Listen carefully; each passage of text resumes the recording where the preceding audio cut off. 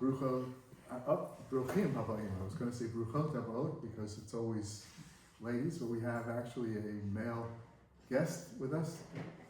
Our daughter Frida is here with Benji, so welcome. Actually, this is not new to Frida because she learned Gemara in her high school in Elizabeth. So I've got to be careful, make sure I do a good job because I quit it.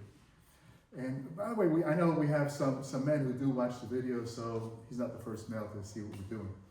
Oh, it's not a secret, is it? Pardon? It's not a secret. It's not a secret, no. Right, we do all of our secret stuff here. So if you're following in the Hebrew, it's on Daf Daled Amud Aleph. And if you're following on the other end of the book on the English part, it's page 18. And it's the third paragraph up from the bottom of the page.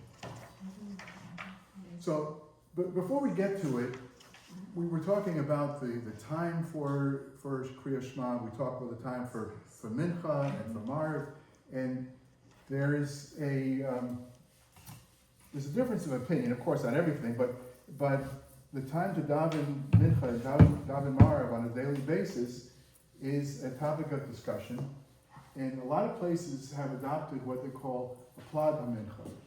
Plag HaMincha is that the minyanim that daven Plag HaMincha actually wanted davening earlier, and they finished davening before it's dark, so Kriya Shema becomes an issue. But how does Plag HaMincha actually work?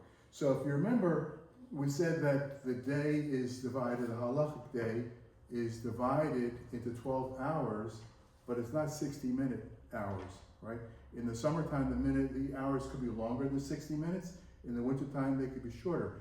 So for example, today, sunrise today is at 7:04.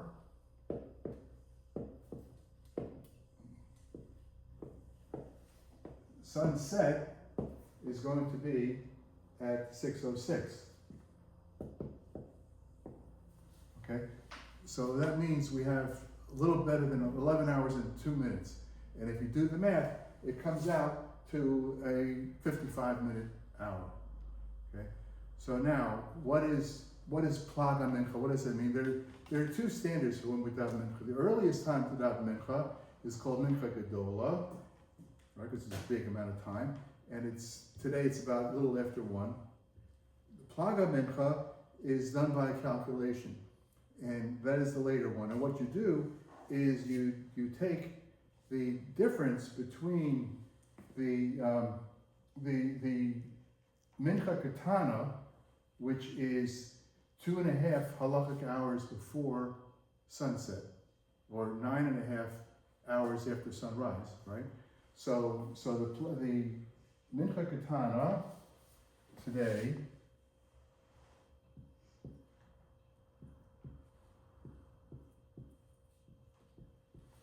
is going to be 3:50 in the afternoon. Okay? So today it's 3:50. And sunset is 6:06. So you see that we have 2 hours and 26 minutes. Yes.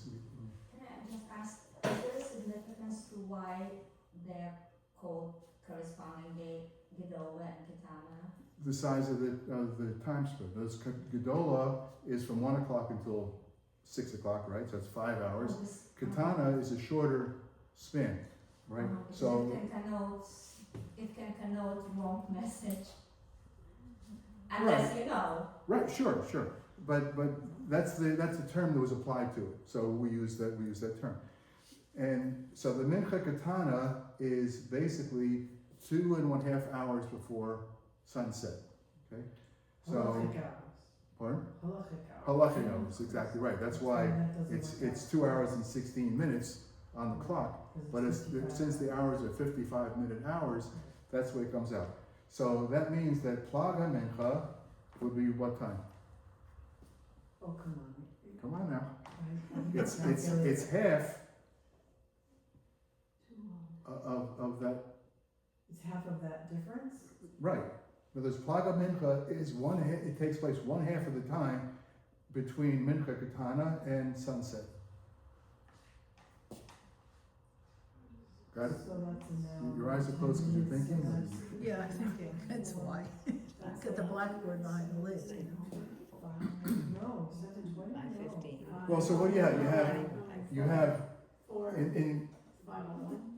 Mincha Ketana is It's 9 about hours 5 minutes. Mincha Ketana is 9.5 hours After 9.5 hours. after sunrise, and, So, and sunset is 12 hours 12 after sunrise, right? So you have a 2.5 hour halachic hour spread.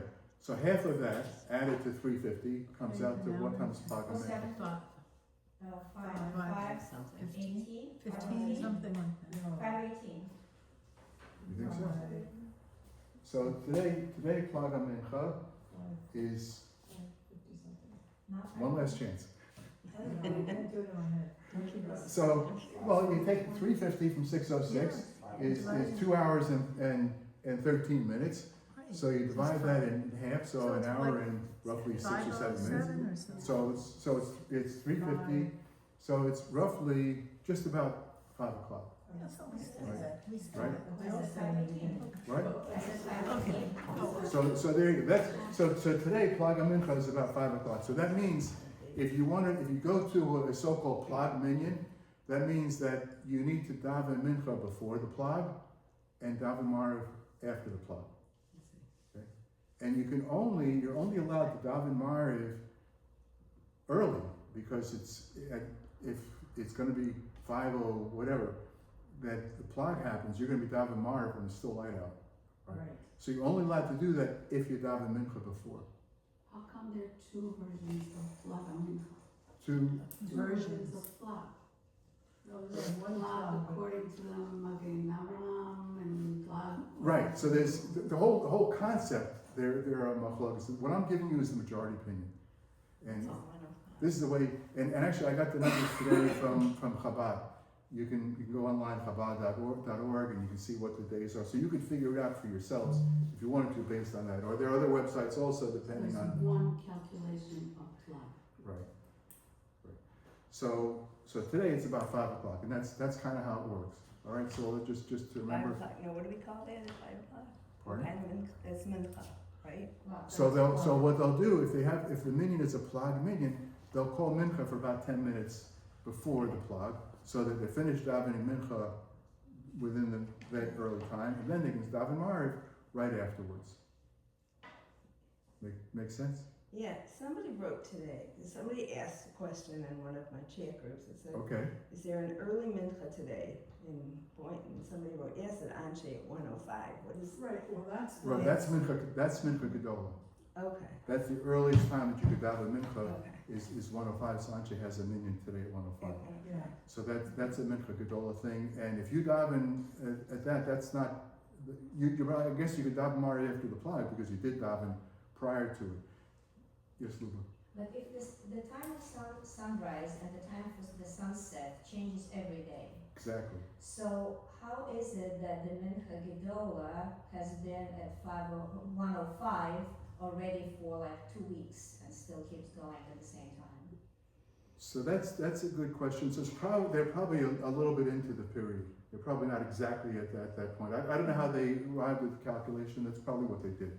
They probably said let's set a time that's going to be safe for a few weeks, because they're not sure whether this is going to continue either, because to have they did because there were so many people. there were so many people, the parking and everything else, and there are some people who do want to dive in early, so they managed to get a So decent that it minute. doesn't have to be precisely on the minute, that calculation for Mincha No, Gedola. as long as you're in that period, as Mhm. long as you're past the point. So let's say it's 1 o'clock. I don't know exactly.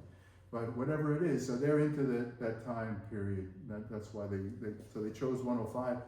I guess it would work for the entire. A lot of offices now. I know my brother, when he was saying Kaddish, there were enough people in his office, and they used to have a Mincha Gedola in his office in the middle of the day, so that he could catch a late Mariv. He could come home, have dinner, and then catch a Right. late Mariv in Jamaica Estates in Queens, because they have them like all day. Yeah. So you have some flexibility as It far gives as. you more flexibility. Okay. All right. So that takes care of the little calculation that we were doing. So to get into today's Gemara,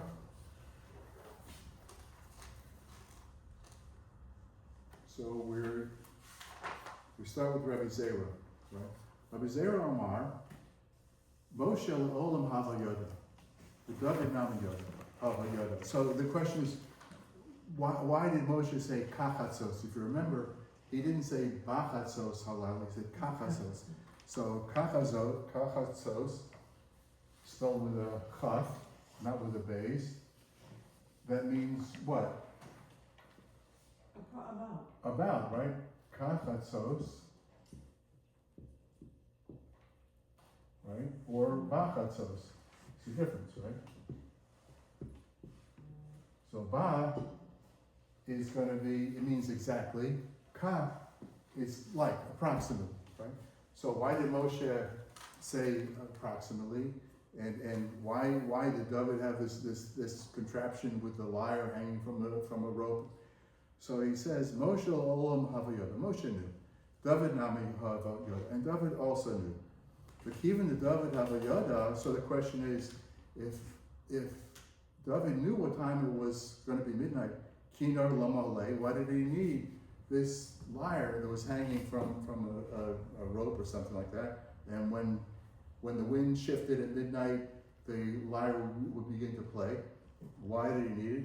Because this Urei Mishnah say, because to wake him up from his sleep, he would have slept through it. He would knew what time midnight was. So let's say he were up late for whatever reason, but he would have been aware of it. But generally speaking, he would go to sleep, so it would wake him up at that time. But he knew what time was midnight. The cave into Moshe Havayoda, and since Moshe knew what time was midnight, Lama Leila Meimar Kachatzos. Why did he say Kachatzos? Why did he say approximately, right? So Moshe Kosovar, Moshe was of the opinion, Shema Yitu Itztanige Paro. Maybe the astrologers, Paro's astrologers, would be in error. Yomru Moshe Badayu, and they say Moshe is a liar. So if you remember the exercise we did last week, everybody took a look at their watch, and our watches didn't all agree as far as what time it was, right? So they would have done their calculations, and maybe there would have come different numbers than the actual number. So, and then it would, let's say it was supposed to be 12 midnight, and by their calculation it was 12 o'clock, but it was really over 11:55. And they say, well, Moshe obviously is a liar because it didn't happen exactly. That's why Moshe said approximately. So Moshe Kosover Shema Yitu, that they're going to make a mistake. His Amar Lamed Lashon Chalomar Eini Odeo. So this is like a parenthetical bit of advice. Teach yourself to say, I don't know. So if you know Yiddish, my grandmother used to say, "Von I don't know, Kiminikin Pashkirgi." Means if you say from, did I get it right, Michael? If I say from I don't know, you can't get a pash. So there was if your mother asked you who did it or how did it happen, I don't know. So what? So the Gemara says, teach yourself to say, don't be always so definite. It's okay to say you don't know. He says, because Shema Tisbadil Theochis, because you could make a mistake and you could be accused of doing something wrong. Rav Ashi Amar, so Rav Ashi says, V'paga urta deklesa nage arba'asar halakoi, that Moshe was making his prediction, his prophecy, his statement at midnight on the 13th. So it was midnight on the 13th, and what did he say? He said, Halchi kamar Moshe Yisrael, and Moshe said to the Jewish people, Amar Kadosh Baruch Hu l'machor kachatzos halayla ki ha'idna. He said to the Jews, he said, tomorrow Hashem is going to strike the Egyptians at midnight, like right now. Right now, it's midnight on the 13th. On the 14th at midnight is when it took place. Ani Yotzei B'Sot Mitzrayim, and that's the time I'm going to go out into, that Hashem says he's going to go out into Mitzrayim and kill all the firstborn. So two possible answers. One is that Moshe is speaking to the Jews, says it's midnight now, so tomorrow, the same time as now, so like now, the plague will take place. Or he said it deliberately so that there would be no confusion or no accusation against him.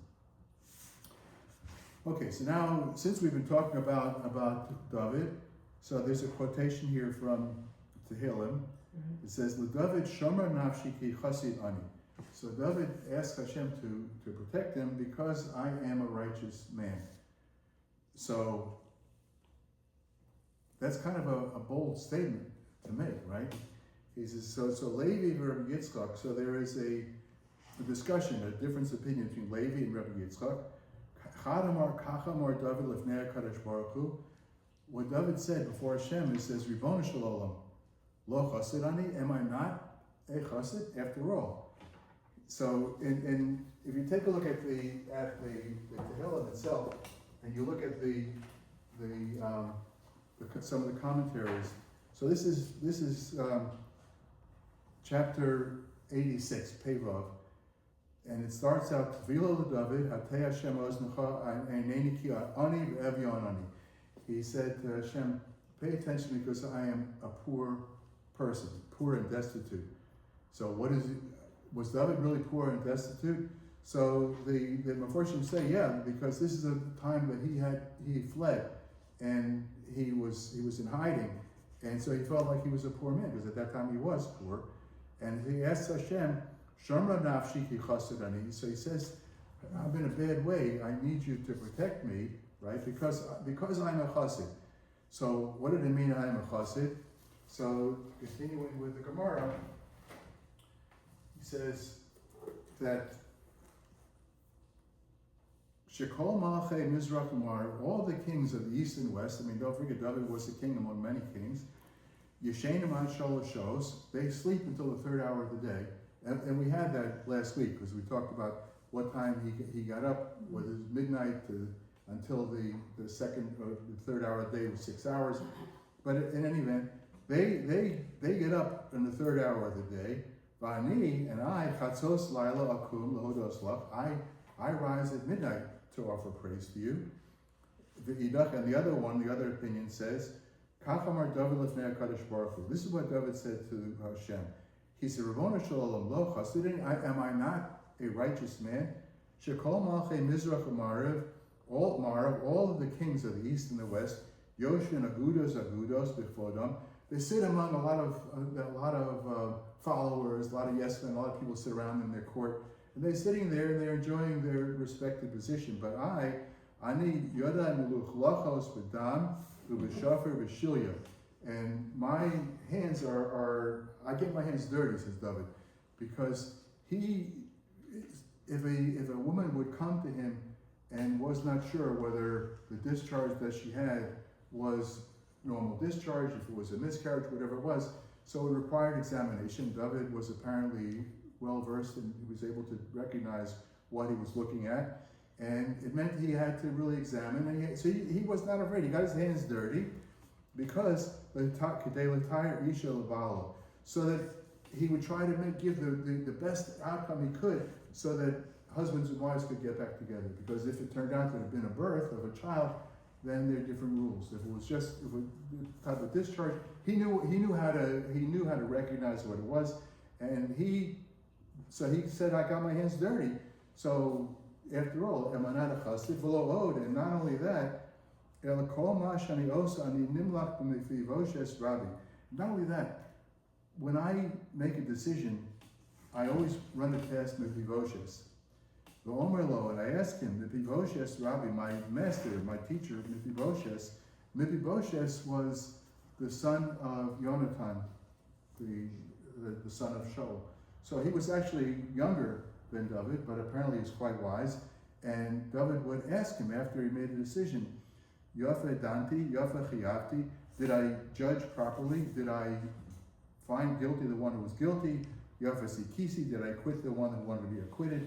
Yafa Tiharti, Yafa Timesi, when I said something was Tahar or Tami, did I get it right?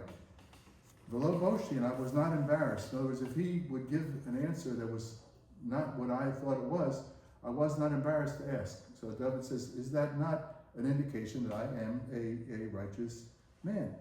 Right? Rabbi Yeshua, Rabbi Yedis, Rabbi Yeshua, the son of Rabbi Yedis, said, "My kra v'adabro be'edosecha negev malachim v'lo evosh." And so, in another place in Tehillim, David says, "And I will offer testimony, and opposing the other kings, and I will not be embarrassed." Tani shalom lo Mephibosheth shemo So now they're getting into the genealogy, who really was Mephibosheth. El Ish Bosheth Shmo. His real name was Ish Bosheth. V'lama Nikro Shmo Mephibosheth. So why do they call him, why is he known as Mephibosheth? Shoyi Mavayish Pnei David Halacha. Because he would embarrass David at times, I guess, where David would state a rule or make a ruling, and Mephibosheth would embarrass him, right? So that's why that word, Busha Mavayish, right? Lefichach Zocha David v'yatsa mimenu kilav. That's why David, because of the fact that he was a humble person, he did not, demand that he would be found right every time. So Kilav descended from David. And who was Kilav? Amar Rabbi Yochanan lo Kilav Shmo lo Daniel Shmo. That Daniel was also known as Kilav. Olama Nikro Shmo Kilav. Why was he called Kilav? Because he was able to, I guess he was even wiser than Mephibosheth, he was able to embarrass him at times. And Shlomo said in his wisdom, he said, my son, I guess it was just his younger brother, but he called him his son. He says, if you are wise, it makes me happy. So Shlomo had respect for Daniel, possibly named Kilov as well. Where did they get that? Where do they get what? That Daniel Kilov? was where? So a lot of this is coming from Midrashim, right? So, and the Gemara is not hesitant to quote I don't from. remember from So- Daniel itself, if there's any reference to that name, right? Yeah. In the book of Daniel, there's no reference to that. No, right, doesn't say anything about that. It doesn't say anything at all about his genealogy and how he wound up to be in the court of Nebuchadnezzar. So, we're still on the issue of David calling himself a chassid. But David mikar lenafshei chassid. Did David actually call himself a chassid? V'aksiv lulei hamanti l'ros b'tuv Hashem eretz hachayim. So he quotes they're quoting a pasuk from Tehillim, where it says, "Lulei hamanti l'ros b'tuv Hashem eretz hachayim." If only I were to live to see myself in the good of God in the land of the living. Utunam mishmei Rabbi Yossi, and they said in the name of Rabbi Yossi, Lama nakud al lulei. So there is a principle that sometimes in the original scrolls we have, in our current Torah scrolls and other books that were originally written on parchment, so they were written in a way that would sort of give a hint as to what was going on. So the word lulei, there is a dot above the lamed, the second lamed, and on the aleph, and under. So there are dots above and below, and the dots are there to draw your attention to the word. So you shouldn't just pass over it in reading it. So why is that? So the Gemara is Lama Nakud Alulei. Why are these dots appearing? Amar David Lifnei Kadosh Baruch Hu. So David said before Hashem, Ribon Shlolam Muftach Ani B'cha Sha'atam Shalom Sachar Tov L'Tzadikim Lasa Loho. I am confident that you will reward the righteous in the world to come, time in the future time. But I don't know. Do I have a share among them or not? So that's why the dots appear on this, which David wrote, and he put those dots because he was in doubt. He was in doubt himself, right? Shemar Yigrom Chay, because maybe David was not a perfect person. He did certain averos, he did tshuva for them and so on, but he said maybe the sins that I have will prevent me from participating in the world to come with the tzaddikim. Kid Rabbi Yaakov Bar Idi, because like what Rabbi Yaakov Bar Idi said, Rabbi Yaakov Bar Idi, Rami, he asked, Ksiv, it says, this is with Yaakov Avinu, when he left home, heading towards the house of Lavan, and he has the famous dream, right?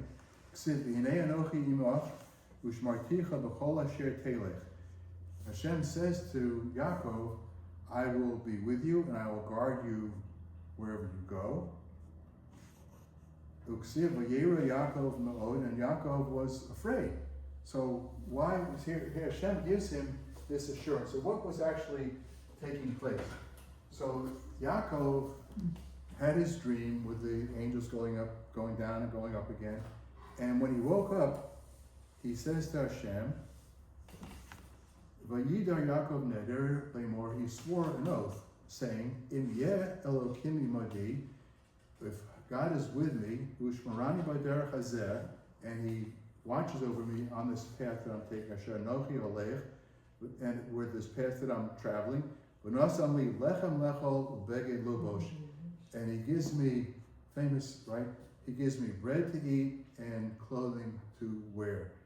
And then he says, V'shavti b'shalom el beis avi, I'll return in peace to my father's house.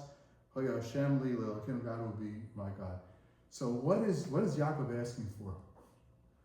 He's asking for the basic necessities of life. He's not asking for luxuries. What is it? He said, bread and something to wear, right? So, and what does Hashem answer him? So Hashem's answer actually comes before the question, but Hashem says, we just quoted in the Gemara, Hinei anochi imach u'shmarticha b'chol asher telech, I will guard you, v'ashivosicha al adama azos, I'll return you to this land, ki lo ezavcha, because I will not forsake you. So Rabbi Teitz, he should rest in peace, asked the question, what is Yaakov asking for? Yaakov is asking for the basic necessities of life. He's not asking for luxuries. So why doesn't God say to him, I'll give you bread and I'll give you the basics, what you need. So Rabbi Teitz said, because Hashem understood human nature, and he knew that if he answered, he said, I'll give you what are the necessities of life, he never will be able to pay the bill. Why is that? Because if you think back, I don't know how everybody's lives played out, but early on in our married life, the basic necessities were okay. It wasn't always easy to get at that. But later on, once things start to develop and you start to move up in the world and so on, we grew up, maybe some of you too, we grew up in a home with no air conditioning. Right? Today, if you would tell our kids, to grow up, air conditioning is not a luxury anymore, right? It's a necessity. So, same thing. So Hashem is saying to Yaakov, take it easy. I will not forsake you, but luxuries, that's not my problem. So that's just a digression. It's something that Rabbi Teitz used to say. So, meantime, what was Yaakov concerned about? He knew that God had promised him that things were going to be okay for him, and yet, Yaakov was afraid at a certain point, right? Amar Shema Yibram Hachet.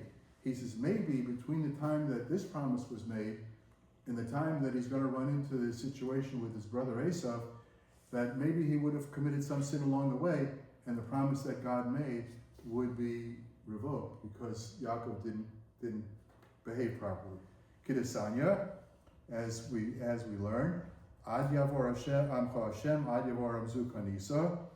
So this is talking about the entry of the Jewish people into Eretz Yisrael, and it's talking about two times. The first time was when the Jews were led in by Yoshua, and the second time is when the Jews were led by Ezra.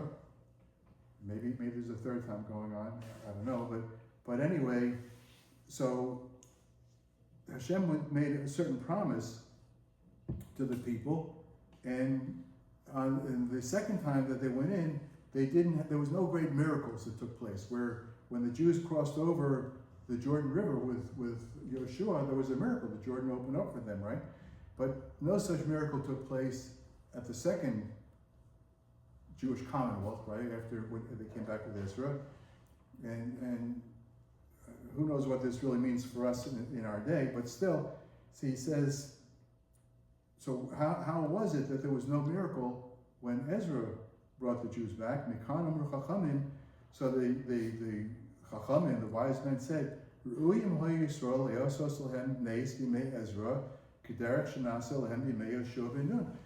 by rights, there should have been a miracle when the Jews entered Israel the second time. Apparently there were some sins involved, and they will return to Eretz Yisrael, but with no great fanfare.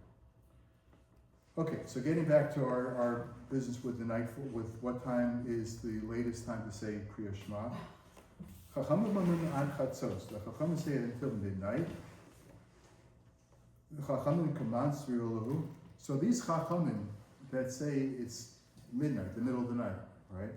So are they Ika Rabbi Eliezer Svirulahu?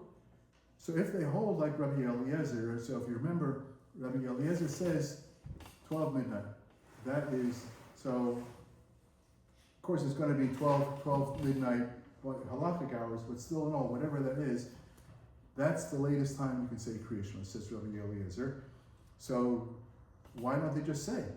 Why do they say at Chatzos? Why don't they just say we hold like Rabbi Eliezer? Say it, right? So if that's their opinion, if their opinion is like Rabban Gamliel, if you remember the situation with his boys came back from the wedding and they hadn't yet said Kriya Shema, and he said to me, have all night until dawn to say it. So if that's their opinion, Rabban Gamliel, let them just say, our opinion is like Rabban Gamliel. So La'olam Rabban Gamliel Srilu. So we turn the page if you're following me. So yeah, their opinion is like Rabban Gamliel. So why then does it say midnight if it's really what time you say that sunset? Sun is morning, 6 or whatever. So he had another 6 hours, right? Right. So why doesn't it say that? To distance people from sin, right?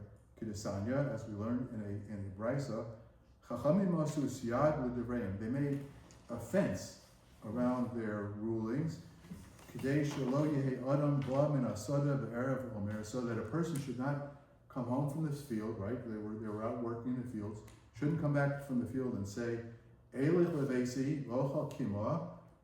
I'll go home, I'll have a little meal, I'll have something small to eat, Veshta kima, and I'll have something, a small amount to drink, V'yishan kima, and I'll take a nap.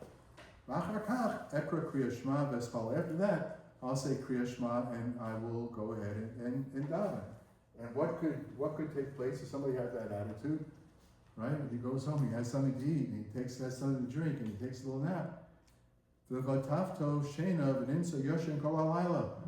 And the sleep will overcome him. He'll wind up sleeping all night long, and then he will have missed the opportunity and the requirement to say Kriya Shema and to daven. But the man comes home in the evening. What should he do? How should he conduct himself? First he said, Nichnas leveis hakneses. Stop into the shul on your way home. Right? You come home from work. Im raga likros korah. If you what you do is you study the Chumash.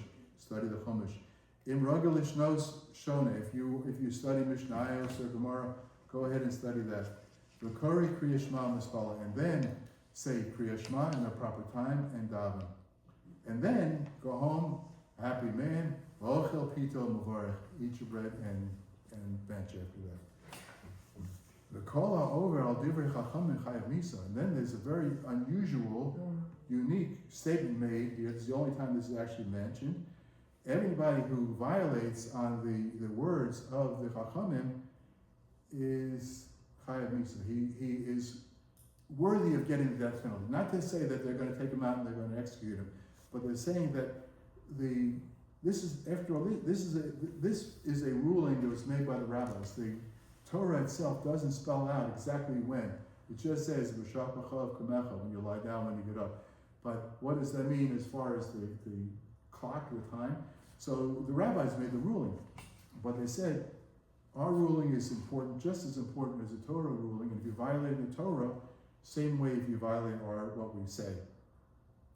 So why in this location is this said? There are many rulings. Most of the Talmud, most of what we're going to be studying is rulings that have been made by the rabbis, because they'll take a Torah law and they'll expand it, and there'll be many particulars to it.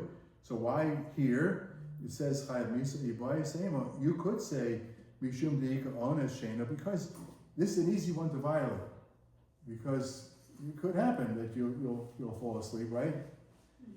The Iba Yisema, or you could say Lafukim Iman Omar Tfilas Arvis Rishus, or this is to remove the opinion of those who say that davening Mariv is a rishus, that it's just something you're permitted to do. Kamash Malindachova. This letting you know that the rabbis considered it an obligation. It's not just something that if you feel like doing, you do it. It's you're required to daven Mariv just as you're required to daven Mincha and Shacharis. If you're a man. If you're a man. Well, so a woman could daven Mariv too, Kidding. right? But Just the like chovah is different. But the chovah is different. the obligation is The different. obligation is different. How so? So, because the obligation, the Torah obligation is tefillah. Right? So tefillah is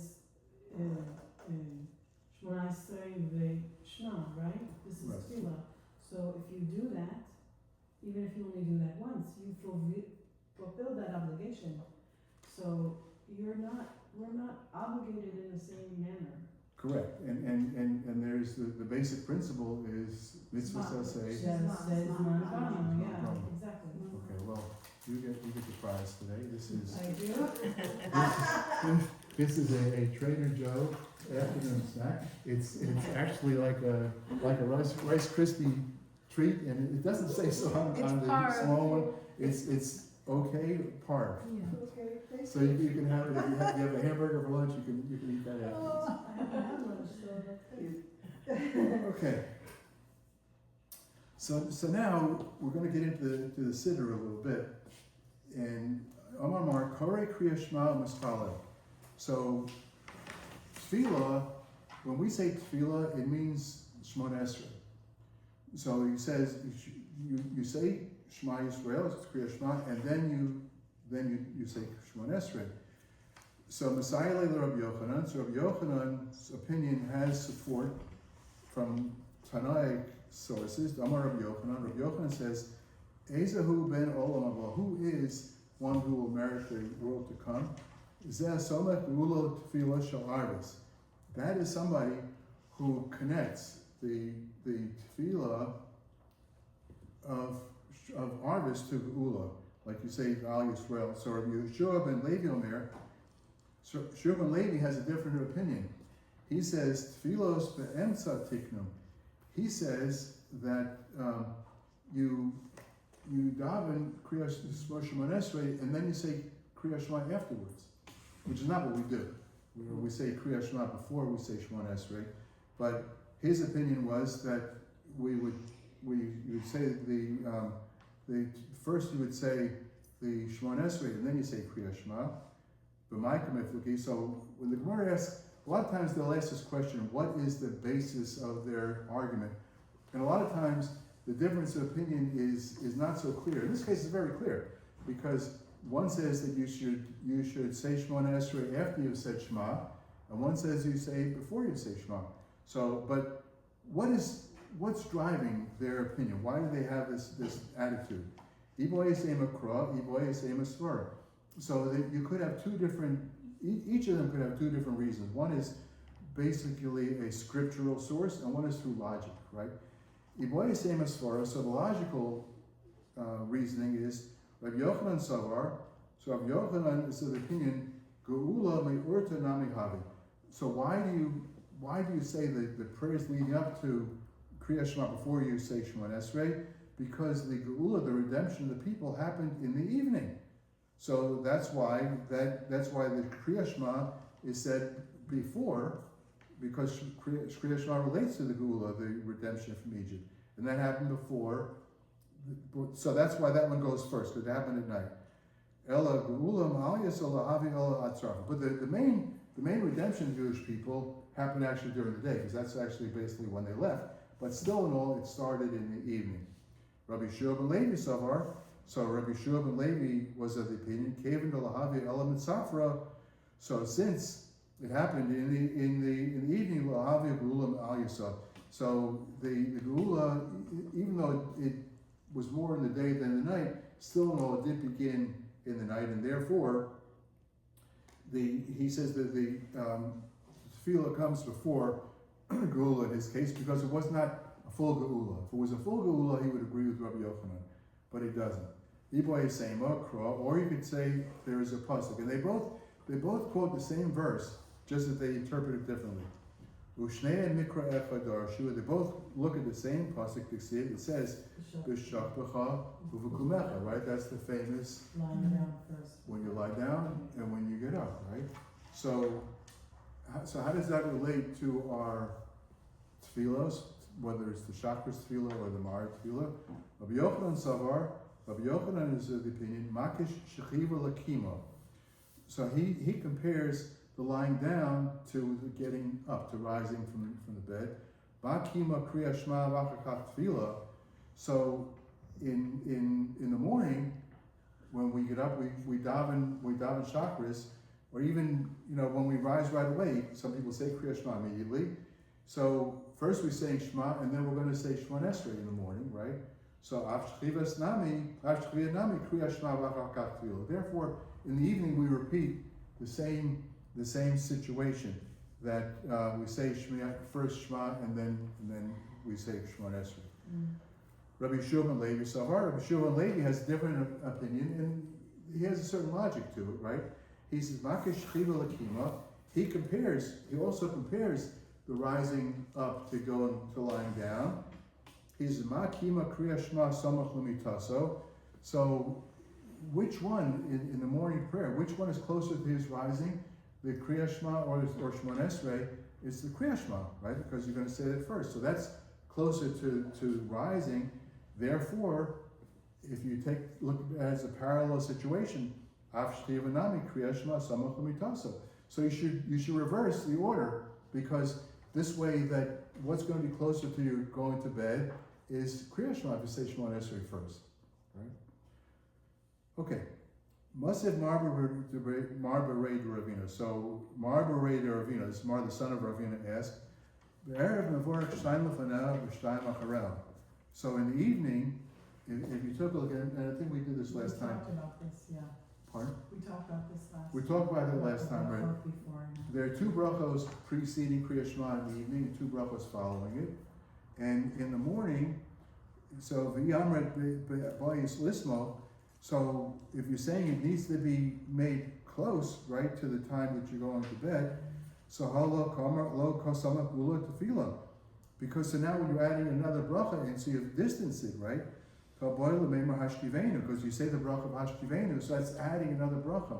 Where in the morning there was not as many brachas surrounding Kriya Shema. Amri, they say kivin the takinu rabbanan hashkivenu. So they say that when they added the hashkivenu, it's geula arichta damim. So like the statement about geula, about the redemption, they elongated it. So it's not adding something new, it's just making it longer.